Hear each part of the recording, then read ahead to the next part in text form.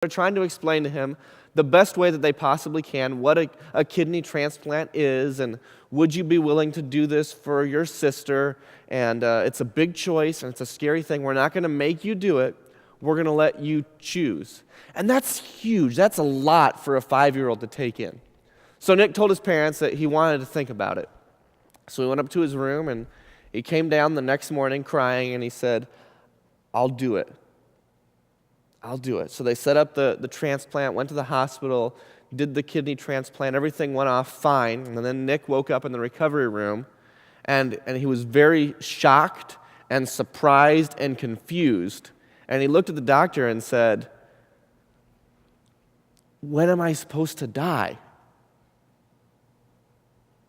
And the doctor looked at him very confused because Nick was 5, and 5-year-olds don't understand kidney transplants, and this poor little 5-year-old thought that his decision was whether or not he wanted to give up his own life for his sister's because he didn't understand things. Now, Nick was very excited when he found out that he didn't have to die. The worst of it was over. There was going to be a recovery period. But the decision that Nick, who hated his big sister Mona, made for himself was that, yes, I will give up my life for my sister, even though I don't like her. And I think about my own family, and my sister and I didn't get along most days. On a normal day, my sister and I would fight. But when stuff got serious, when someone got sick, when my grandpa died, when I left to go to college, when my dad lost his job, none of that stuff mattered as much anymore because we were a family, even if we didn't always act like it. John 13:34, you guys have probably heard this before. This is the commandment that Jesus gave. He said, "Love one another." Love one another. And I think this is huge for family life, guys, because if we can't figure out how to do this in our own families, then we're going to be lost when we get outside of our homes. And I think we've misinterpreted this command, and I want to make this very clear. I think that when Jesus says, "Love one another," he is not telling us how to feel. He is telling us what to do. When Jesus says, "Love one another," he's not telling us how to feel in here, but what we should be doing. It's not a commandment for a feeling, it's a commandment for a verb. Because there are going to be days when you're in the world and you're going to see someone who needs love and you don't necessarily feel lovey-dovey toward them. But loving them means you give them food, you give them a house, you give them a jacket, you give them what they need. And guys, as someone who had an annoying little sister from time to time, I can tell you there are going to be days where you might love your sister, but you don't necessarily feel that way. And the commandment is that even when you don't feel it, you still have to do it. And family, that's a great place to practice loving one another. If you practice loving someone and it's your boyfriend and you fail, he might dump you.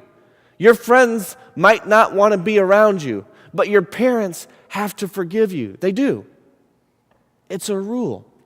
And that's why we have these families, so we can figure out how to exist with other people who can't just get rid of us when we bug them. We practice with our families. And if we can't figure out how to love the people that we live with every day, we're never going to figure out how to love the people that we walk past on the street on our way to get a sandwich. There's this other verse in Matthew 28:20. It's called the Great Commission. And Jesus says at the end of the Great Commission, he says, "I'll be with you always." Or another way of saying that is, I'll always be there for you.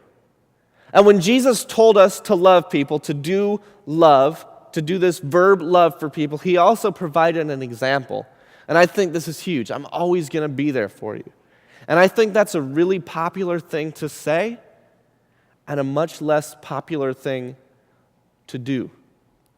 When I was a kid, my little sister was a really phenomenal softball player. She was incredible at softball. She was a catcher, and she was great. And I missed most of her games. And as a big brother, I feel like, it's not my responsibility to be her parent, but when they won the championship, that was my family, and I probably should have been there for her, and I wasn't. And I wonder, like, how many times has someone in your family had something to celebrate, and maybe you weren't there to celebrate it with them? Or how many times has someone in your family had a rough day, and maybe what they needed was a hug? Were you there to give them a hug, some support, some encouragement? Your teenagers who have parents, most of you have brothers and sisters, you have aunts and uncles, you have grandmas and grandpas.